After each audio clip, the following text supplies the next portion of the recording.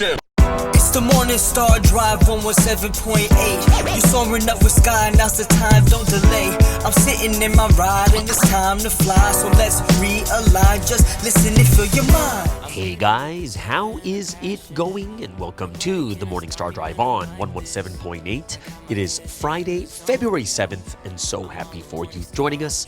We are ready to start another day together with the Lord. So subscribe to us on YouTube, do not follow us on SoundCloud, and make sure to support us on Patreon.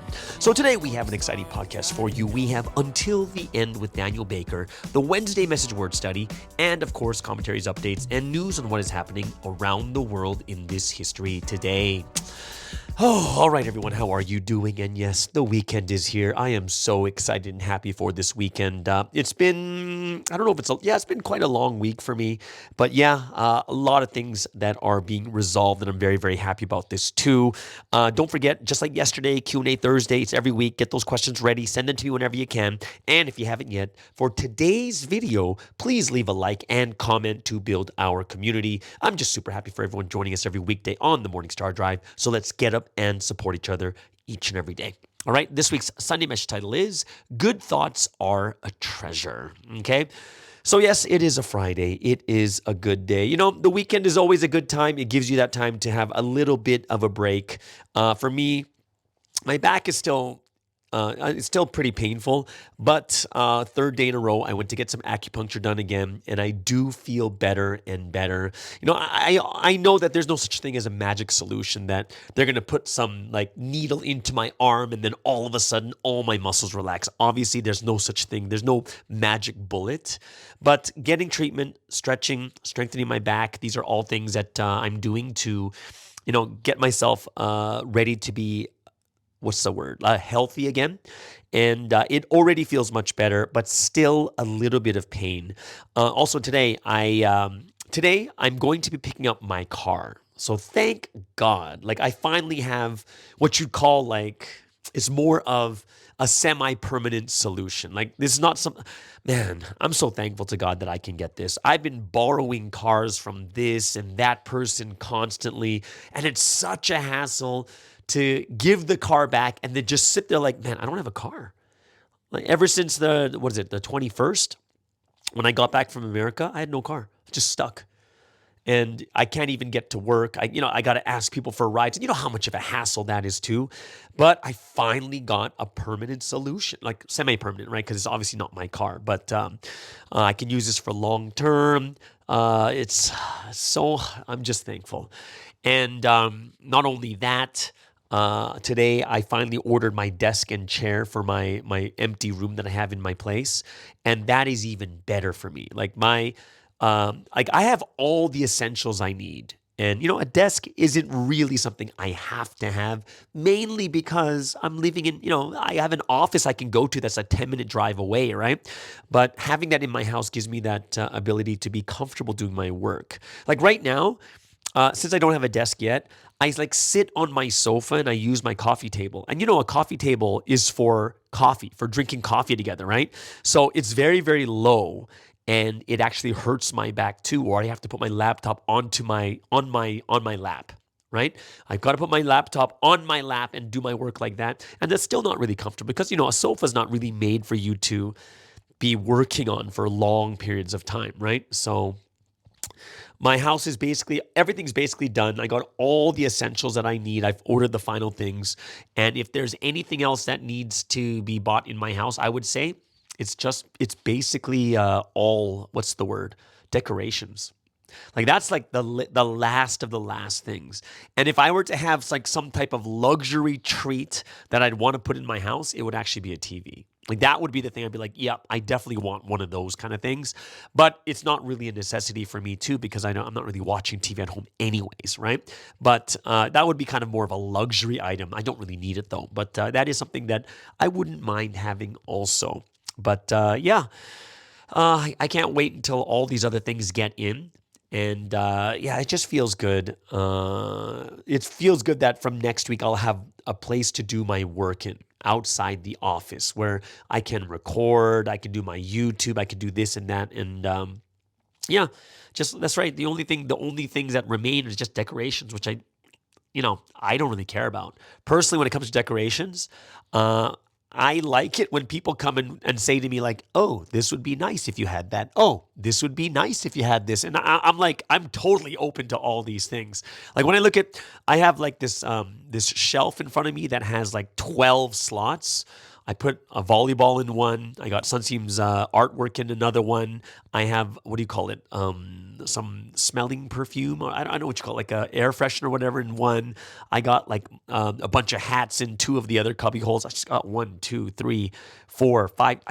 I haven't even done half. I haven't even covered half of what I'm supposed to do, but yeah, I'm open to all ideas of what I can put there for my what do you call it, for decoration. I think one other thing I am going to put in there is a speaker. Like a house speaker where you could play music and stuff like that too. That is something that I do want to do, and I think that's going to be beneficial for me also. Whether it's like listening to music or listening to the message or something else, I can do it using that too. What about you guys? What do you guys have planned for the weekend? Tonight is going to be the first live service for the Friday night prayer as we're kicking off the first Friday night prayer meeting for this 40-day prayer condition before 316 comes. And I think, of course, everyone is looking forward to this also. And today for me, today also in the afternoon, after I pick up my car, is going to be a special education and word from Sunseam to the female campus department. And I know that Sunseam already gave something to the male campus department, but Sunseam is adding even more.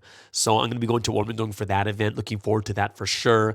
And I think, like from what I heard, original text from Sunseam was something like 70 pages. But after editing and such, it came down to around 50. But still, that's 50 pages, which is longer than Sunday messages. So everyone is looking forward to this. We want to see the direction of what Sunseam really wants at this time. And I'm sure a lot of it's going to be about evangelism too. So I'm looking forward to that also.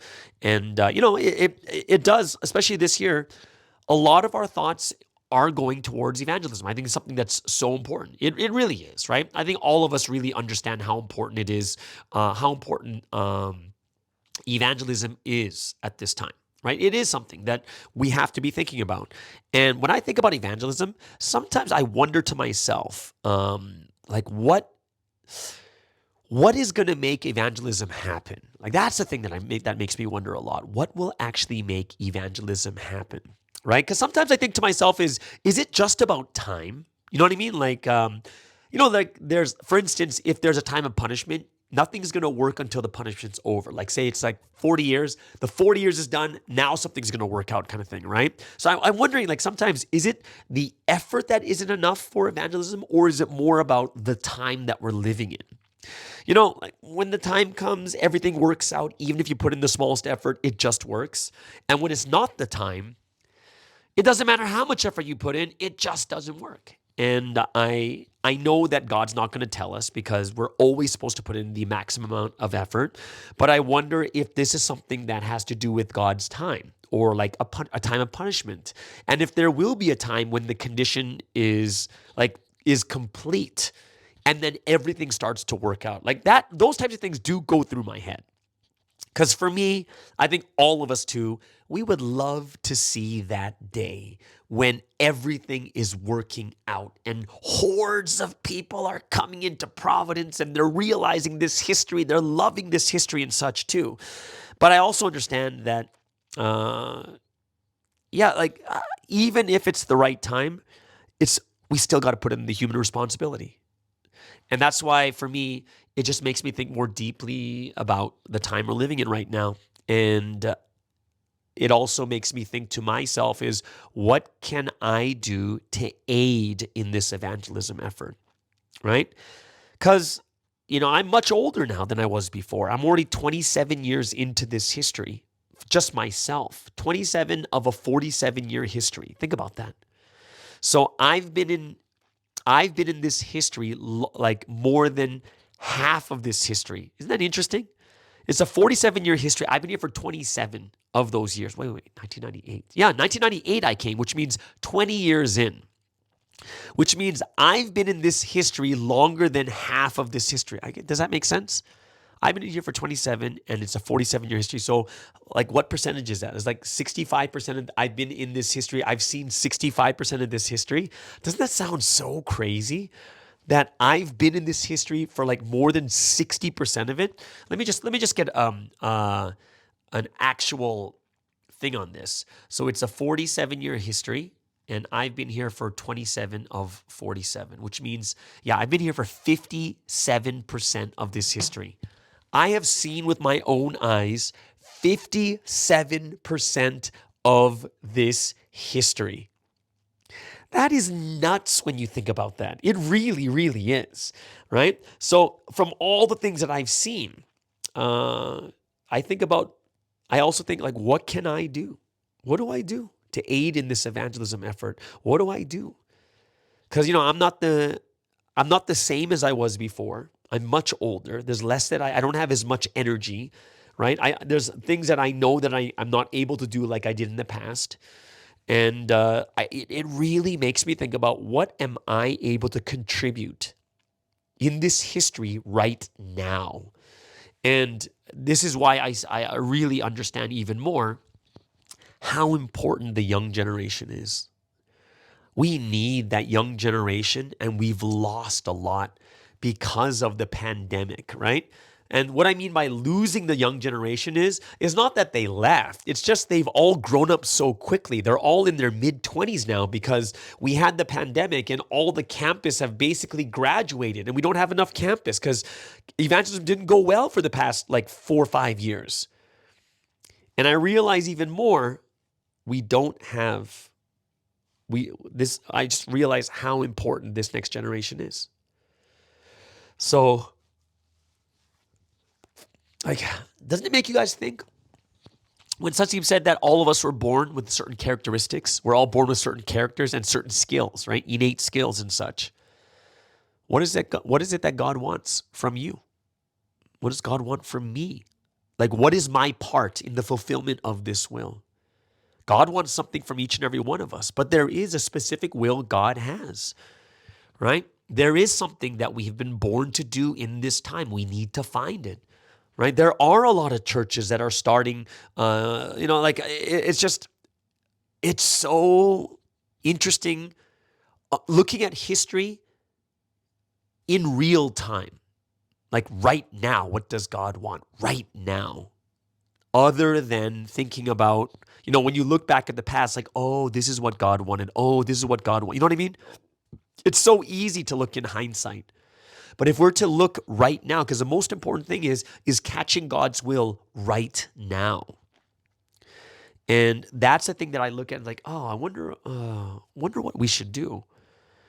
And, I look at 2025 is very, very different. It feels like we're coming out of the darkness.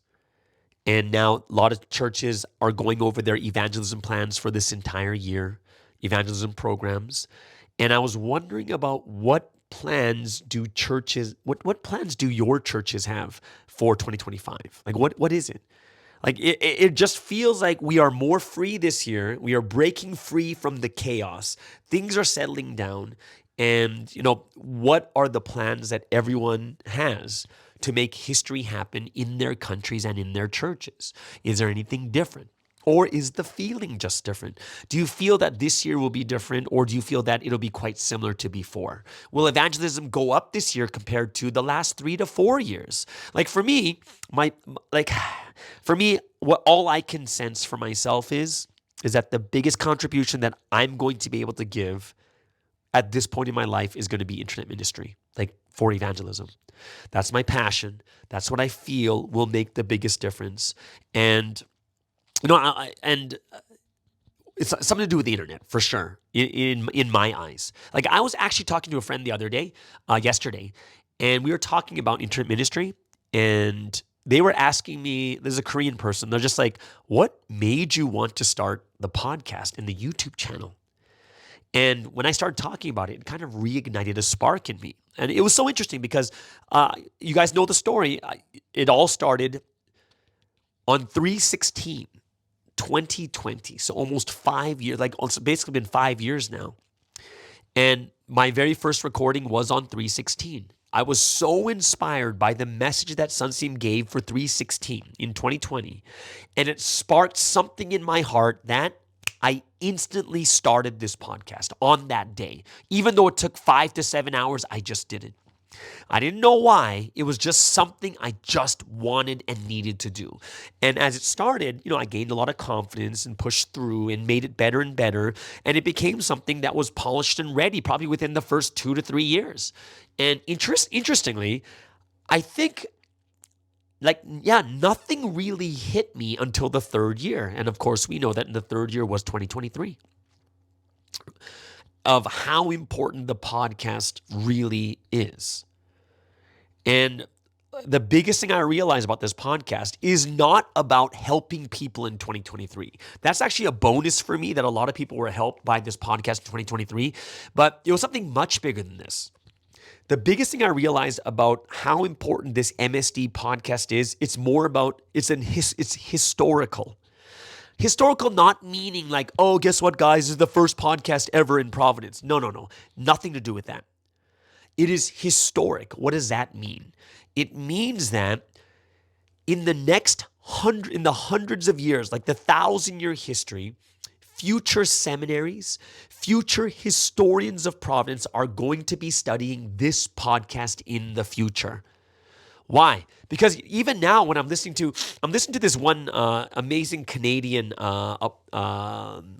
theologian. His name is Wes Huff. He's very famous now because of going on Joe Rogan and such. He's very, very insightful. And when I listened to him of how they were able to get more and more evidence of the things that were happening in the time of Jesus and in the Old Testament time, and the evidence that they had of how to match up what was going on or whatnot, right? It really made me think to myself is like, oh, they're always matching towards other historical events going on, or there were other people making writings, and the writings were confirming that Jesus was alive, or these types of things. And what I realize is people in the future are going to look back at this podcast and match up what is happening in history with what is being said in this podcast. Example, 2023. People in the future, seminaries and historians, they're going to listen to this podcast, the 2023 edition of this podcast from basically from March and on. And they're going to get an idea of what is actually happening and why it happened and the information we knew at that time and what we didn't know at that time. And this podcast is going to be listened to for the next 1,000 years to look back as a historical reference of what life was like during the time when Sunseam was living, especially during the time of 2023. Right? It's going to be a part of history. This podcast will be listened to for the next 1,000 years. Even if I stop it right now, it's going to be listened to because 2023 is the most historical year. As a historical, it's going to be historical. And I know that it's going to be even more than the Rebel Pastor, even more. This is a guarantee. MSD is going to be more important historically than the Rebel Pastor.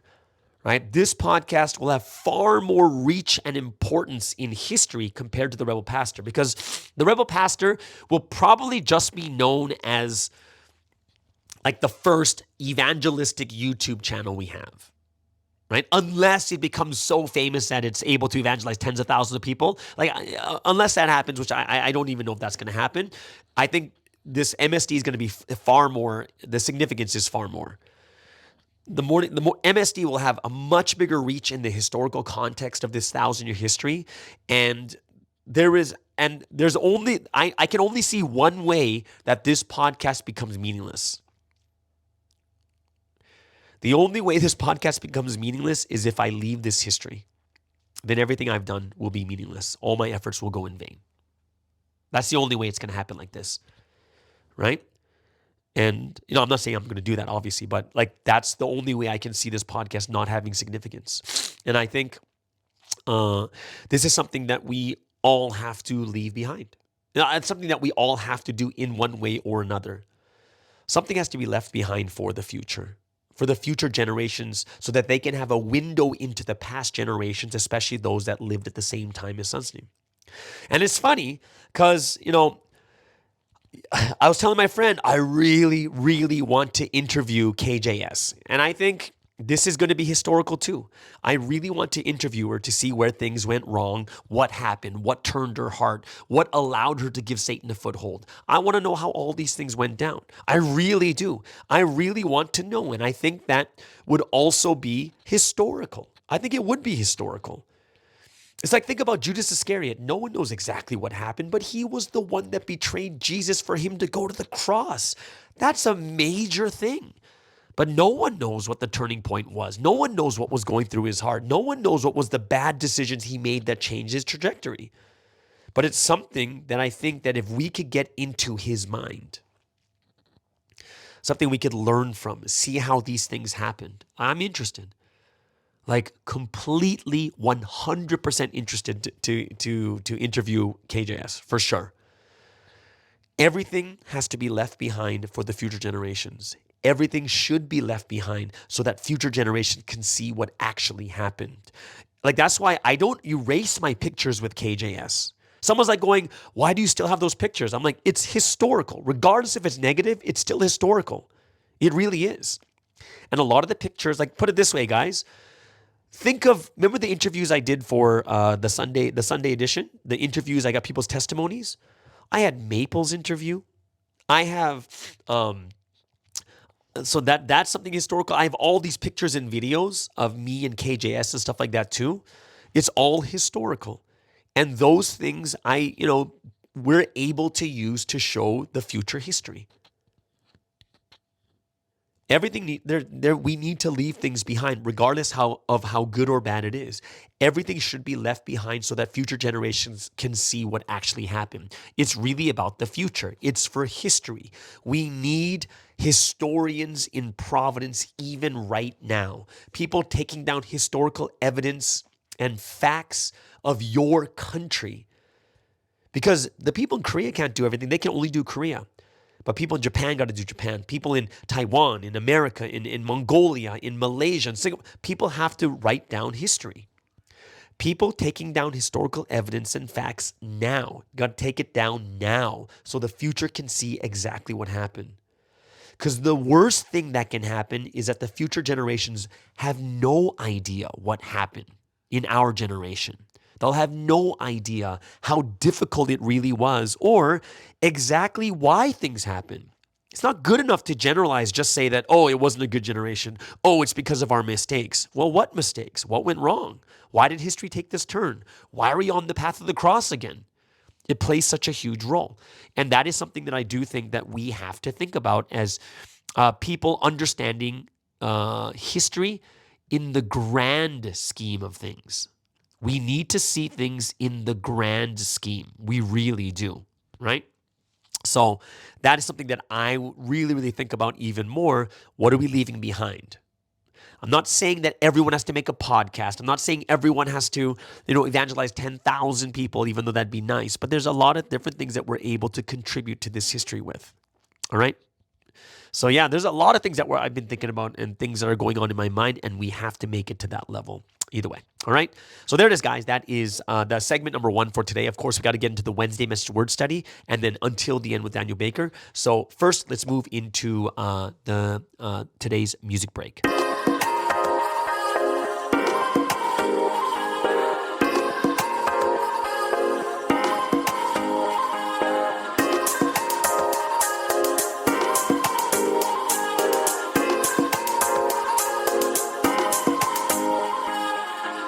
Take you where you wanna go.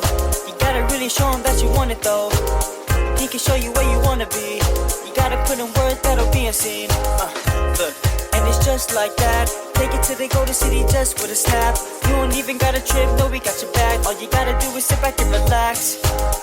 There's this love between you and I that is so strong. I don't wanna ever lose it, then I'll be alone. But if I leave his arms, I wonder. I'll be sitting all alone just to ponder. Make up your mind and act as you should. I'ma show you we can be the greatest dude I ever stood. Living with the Lord every day is like my paradise. If you leave your worries and concerns to him, you'll be alright. Really wanna live with happiness and hope. You gotta live with the one you love the most. And don't forget that even on darkest roads, just find the Lord and grab your heart. Control your deeds. A pretty paradise right from the start. Oh, oh. Paradise. All the night brings darkness. You're like the always shine so bright. And I can't wait to see you, cause you are my only paradise. Together we're the greatest, just like the moon and the stars, we light the night. And I can't wait to see you, cause you are my only paradise. The weather's fine, the temperature's cool. 7 on earth, cause I'm with you. Ain't nothing better when we live forever. When we make us to be one true love. Birds of a feather flock together. And it's just like that. Give you my love, cause I don't hold back. Pour me your love, cause I know you got stacks. This love is real, cause we got it like that. Sandy walks on the beach, summertime. Feel the heat, that's a love paradise. Holding hands, cool breeze, cloud 9. Make heaven together with you and I. Sandy walks on the beach, summertime. Feel the heat, that's a love paradise. Holding hands, cool breeze, cloud 9. Make heaven together with you and I. I really wanna live with happiness and hope. You gotta live with the one you love the most. And don't forget that even on darkest roads, just find the Lord and grab your heart. Control your tears, a pretty paradise right from the start. Oh, oh. Paradise. All the night brings darkness, you're like the sun, yeah, you always shine so bright.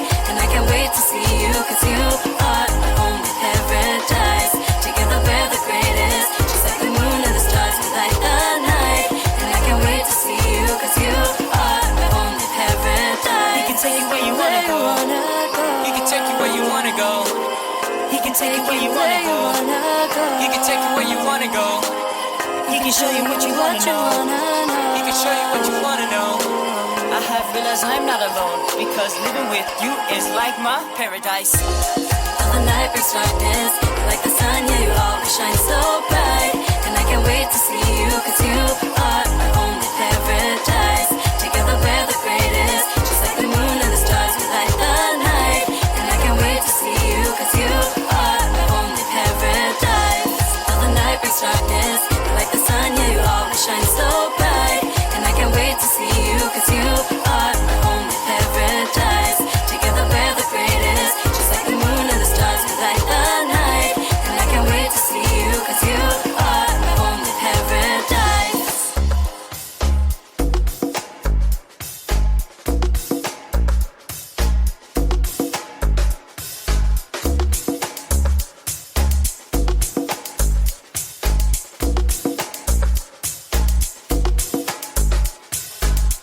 All right, so let's get into today's Wednesday message word study.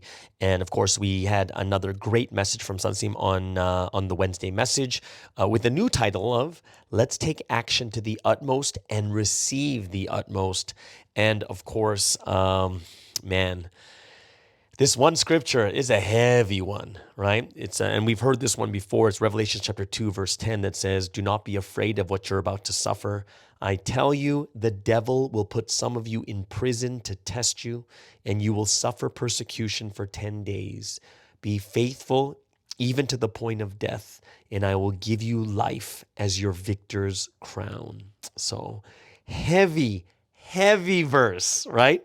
Satan will put some of you in prison to test you, and you will suffer persecution for 10 days. So we have to be faithful even to the point of death, right? So that's a very deep, powerful, and scary verse at the same time, and hope it's something that all of us can really wrap our heads around too. But great message, and I think the intro said it best. The absolute best thought that we must think is, let's take action to the utmost and receive the utmost. So I like that. If you want to receive the best and the greatest blessings, you must take action to that level. And I think that's going to be, as the message says, that is the best thought that we can have at this time, right? So let's get into the Wednesday message. So the beginning of the Wednesday message I like because it talks about the difference of responsibilities between us and God, right? The fundamentals, the basics, the things that are done by God, the Holy Spirit and the Lord, right? And they must be done by them. And the only difference being, so what's the biggest difference? So even though God has his responsibility, however, the one difference is it's through whom they use. right? So the biggest difference is the appropriate person for each time and each task. And I think that's very important for us to realize is, yes, God, the Trinity, are going to be doing their responsibility, but of course they are spirits, so they need a body to work through. And that's why the difference is who is the appropriate person for each time and task, right? So small things, obviously, is our responsibility, must be done by us appropriately at each time, right? And what's going to be the biggest difference between people who are in this history and who are not in this history? Well, the people who have left God's domain, all the work must be done by them on their own. Because they have left God's embrace, they have left God's domain, God's part is not done anymore. You have to do everything on your own, which is that much more difficult and that much more harder, right? And that's why we're living in the domain where God, the Holy Trinity, is helping us with their parts too. And I think that's something that's super important also, right?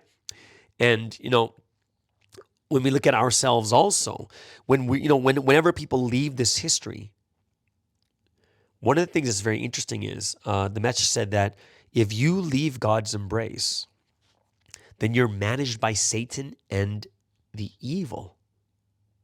Right? Think about that.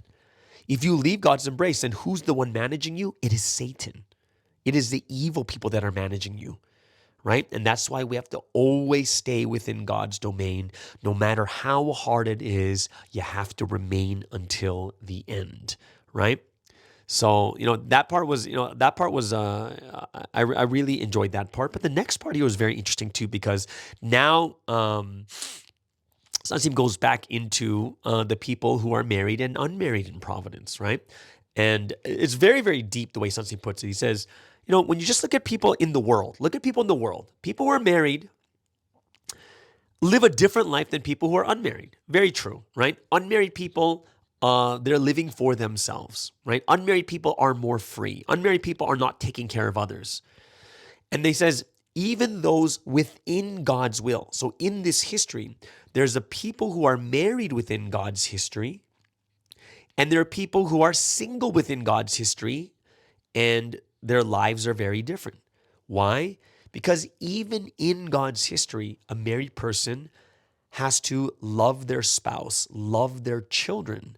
But a person who did not marry for reasons of faith, right, will only love God, the Holy Spirit, the Holy Son, and the Lord, since they neither have a spouse nor children, right? So what's the key difference there? It's not about just living a single life, just being a single person.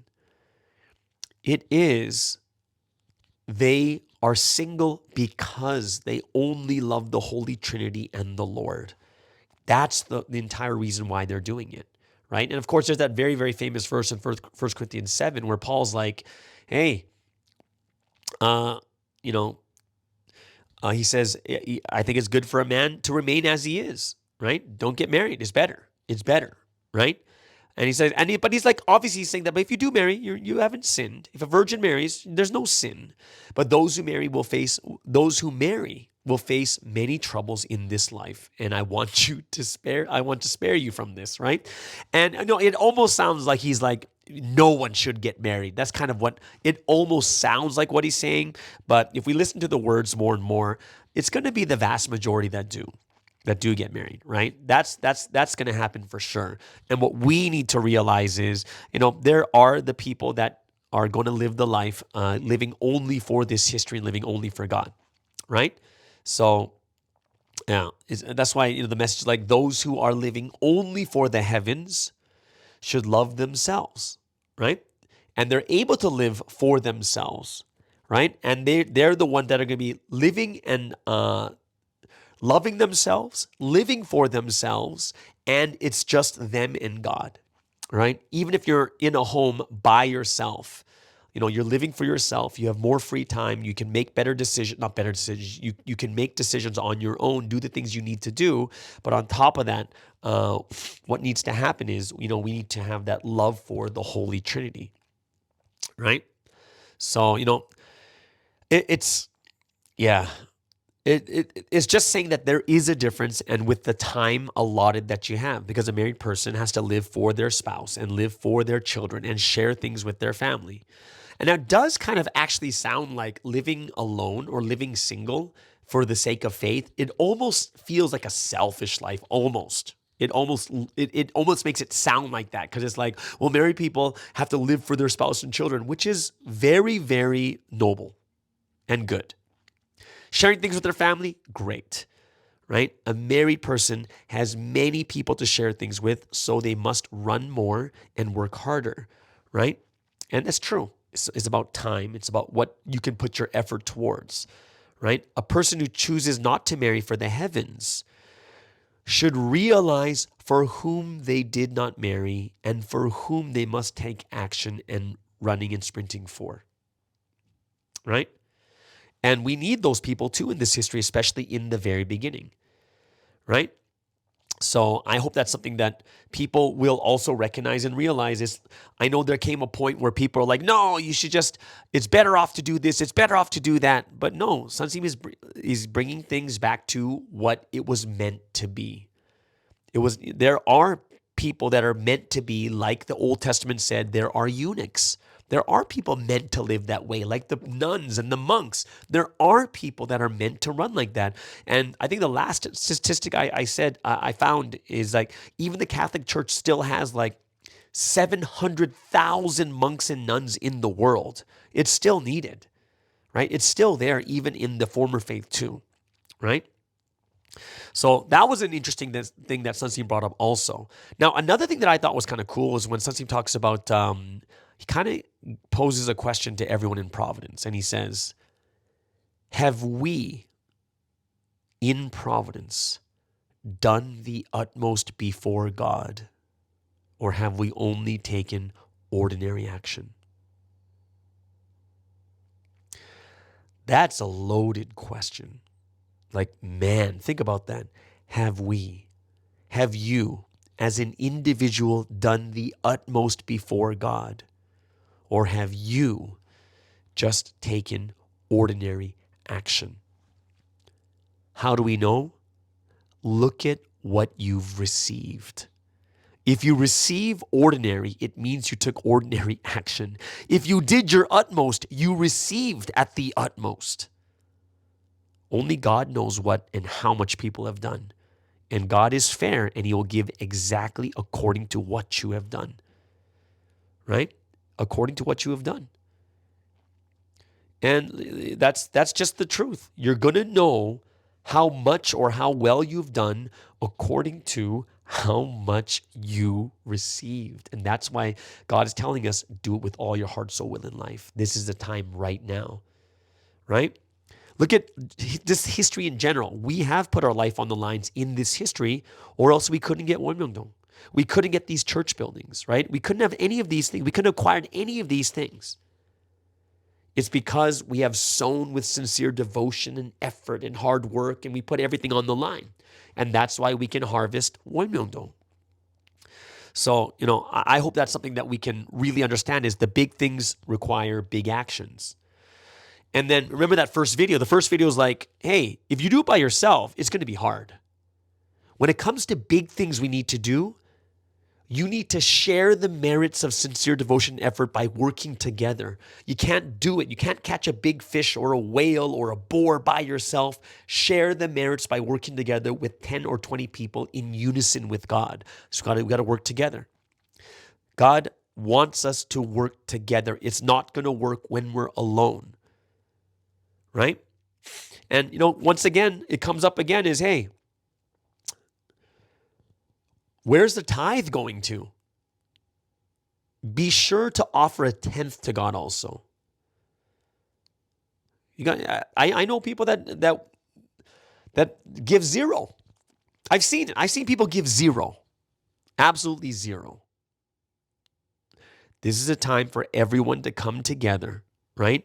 And it doesn't just talk about our actions, but even like our devotion to God, which includes the tithe. And the one thing that's kind of scary is God is absolute. He's like, yeah, if you give freely to God, God will give freely to you. I'm not here to give a prosperity gospel. Absolutely not. I'm not here to say, give your money to Christ, give it all to your church. No. I'm not saying that. What we know from the scriptures is that God will give freely to those who give freely, right? And a lot of times we kind of think to ourselves, it's like, oh no, but I need this. Oh, I can't eat or this or that. No. It really is. That's why, remember where Jesus was watching this woman, this poor widow, putting pennies into the offering basket, and God says she gave out of nothing. She gave everything. While another person's so rich and they give so much more money, but yet they give out of their wealth. They're only giving a tenth, while this woman gave everything of hers, right? And that's the attitude we need, right? We need to give with everything that we have. If we're going to do big things, if like, for instance, remember I talked about how Wonmyeongdong needs is just the cost of Wonmyeongdong is so high, but no one really donates to Wonmyeongdong kind of thing, right? But that's something we really need to do. Big things like Wonmyeongdong cannot be taken care of by a few people. It must be done by everyone giving a little. This next part I loved because it's something that's happening for me. Is it says, God personally works upon those who bring their parents, siblings, friends, and relatives to Wonmyeongdong. Yeah. Think about that. God personally works upon those who bring their parents, siblings, friends, and relatives. It makes me excited because it's like my parents coming in April. I got to bring them. I gotta bring them. So, we have to be those that take the action. Why don't we take action if God is blessing you? If God is saying, I'm going to bless you, just do this. I'm blessing you, so just do this. Why wouldn't we take action? We're only failing to gain even though we could have, which means it's sad. It's sad because it's there in front of us to take, but we just don't take it, and then we complain. We can't just sit here and just maintain our life, right? It's those who take action are the ones that have gains, right? We got to reach that level. So, I hope that we're all going to have that type of attitude, right? And do you remember that story that Sunsi gave about the ox being swept away? And then someone goes to save it. And then even though they saved it, they got a reward, but it wasn't as much as they thought it was. But think about this. If the rescuer doesn't rescue the ox, because the reward is small, then what does the rescuer get? Nothing. Nothing. The owner of the oxen is God. God gives only as much as a person has taken action. If a person comes to work after being promised one day's wage, his daily wage is only for the day's work. That's what it is. And we have to recognize and realize this too. Absolutely. This is how it's going to work, right? So I hope it's something that we have to realize is, hey, we work for our wages, and we've had the wage of salvation, which is more than that, which is the greatest wage.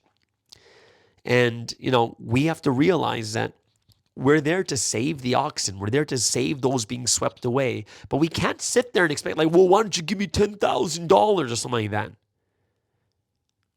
One thing Sunseem said that was so interesting.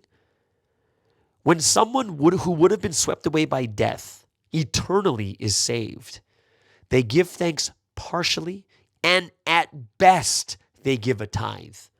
At best. Think about that, guys. At best, they're giving a tithe. At best. Which means that if you're not giving your best, there's probably people not even giving a tithe. Tithe of time. Tithe of money. They should live half of their life for the one who saved them, but they stop after giving only a tenth for Thanksgiving. And there are those that don't even do that, where we have been saved, we have been blessed, right? By the one God sent. God has blessed us, and that's why we're living in this time right now. We got to give more than a tenth. And he's like, you should give at least half your life. And guess what? That is absolutely true. Absolutely.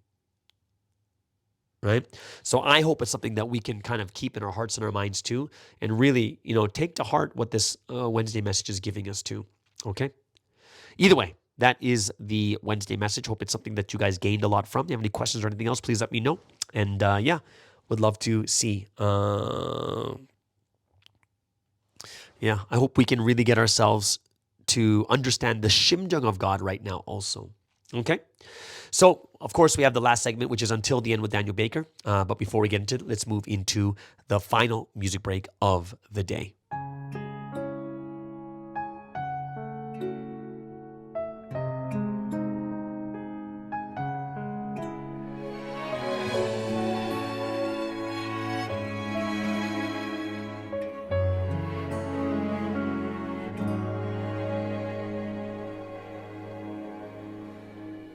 Sincerely I pray, please forgive all my sins.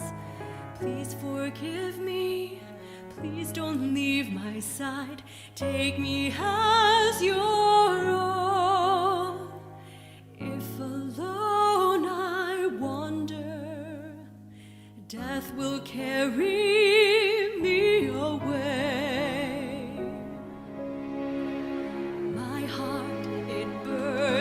Anxiously, won't you, Lord, wash my sins away? Lord, if you make me clean.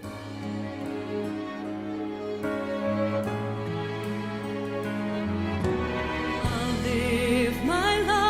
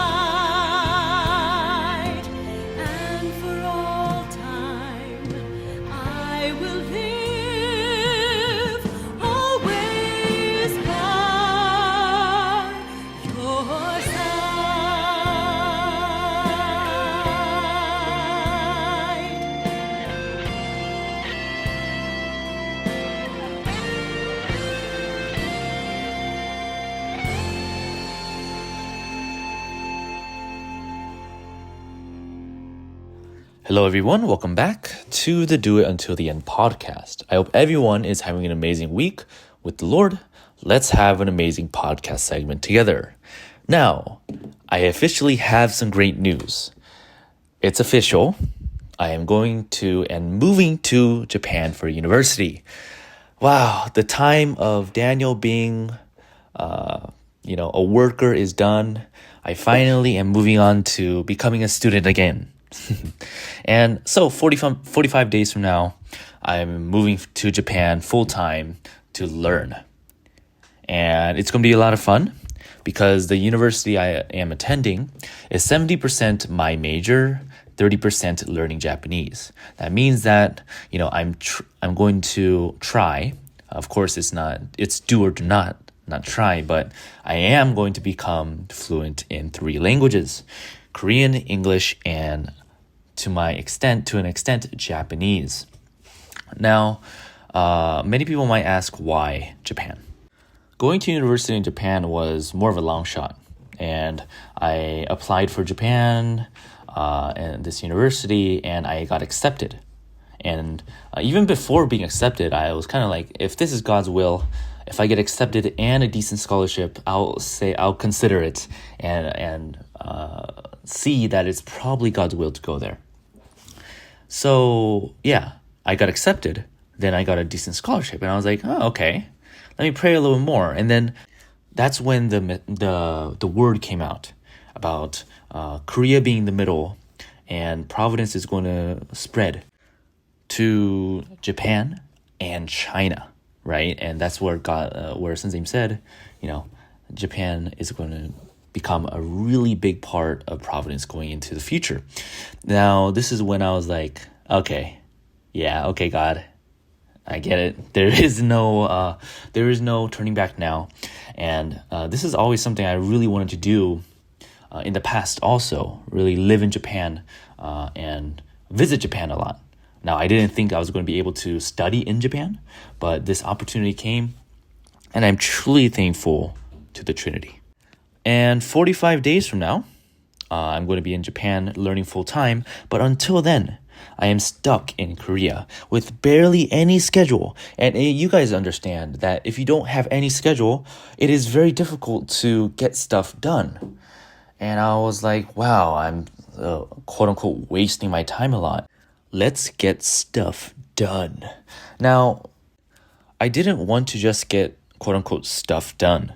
I wanted to achieve these things, and of course the main thing being Japanese, learning Japanese, while having a lot of happiness and really enjoying and getting into something I call a flow state. And I did a lot of research about how to get into a flow state, and because it's kind of like a cheat code of tricking your mind into focusing and getting into a state where you naturally and have a lot of happiness while you learn these things. Now, what is a flow state? A flow state is when you're fully immersed in a task and you're able to really push your mental boundaries and really learn a lot. And although you're pushing yourself mentally to learn, it is very joyful to have this kind of learning. And it kind of feels like your distractions you don't even have any distractions in your life. And I feel like I've been too distracted these days, right? So flow state, getting into a flow state has become one of my most important things that I've been doing these past couple days. Now, how do we get into a flow state? Let's go into the rules. Okay, and there's a lot of rules that we need to understand to get into this particular state. Now, the first thing is we need to choose a time to practice this flow state. Now, during times where you're very highly alert and your mental capacity is very high, you don't want to try to get into a flow state, number one, when you're too sleepy. Or number two, when you just ate and all of your blood is not in your brain and in the stomach. You have this food coma and you're like, oh, I can't work. I can't get into my flow state because I just ate too much, chili or pasta or anything like that. You really want to schedule your time and practice your flow state when you are mentally the highest, right? Are you drinking caffeine? Is your parents or your roommates going to burst into the door and tell you, oh, let's go to dinner, let's go eat, or let's go to the movies? Avoid external distractions and enter into the flow state when there's less external distractions. Okay, number 2. This is the fun part. You have to destroy your distractions. Now, the thing I do is I walk into my room. I have my pep talk when I'm outside my room, right? Okay, let's learn like 10 characters in Japanese. Okay, and I walk into my room. I literally have my phone in my hand. I throw my phone across the room onto my bed. Sometimes it lands and hits the wall and makes a big bang sound. Sometimes it lands pretty safely. But yeah, that's kind of like if it's out of sight, so I'm not distracted. Also, no one can call me, or there's no distractions there. And yeah, my phone being there makes it very easy for me to forget that my phone even exists, and very easier for me to go into a flow state. And I want you to create these rituals that signal your brain that it's kind of time to work and to really go into your flow state, right? You want to signal your brain to do that, right? So I also turned off like Instagram and YouTube on my computer. So whenever I log into my computer, I'm just not distracted by those things. Cool. Now, the third thing you guys want to do is you want to choose the task that you want to do, and you want to predict what kind of outcome you're going to gain from doing this activity. So pick one task at a time and make sure you're doing one task at a time, and tell yourself and ask yourself, after doing this thing for like 30 minutes, what am I going to gain? Am I going to gain more knowledge about this topic? Am I going to be able to explain it to my friends, to my peers?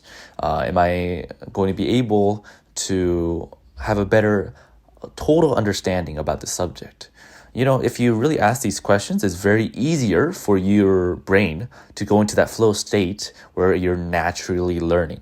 And when it's natural, it's easy, right? Okay. So that's the third thing, choosing a task and a predictive outcome.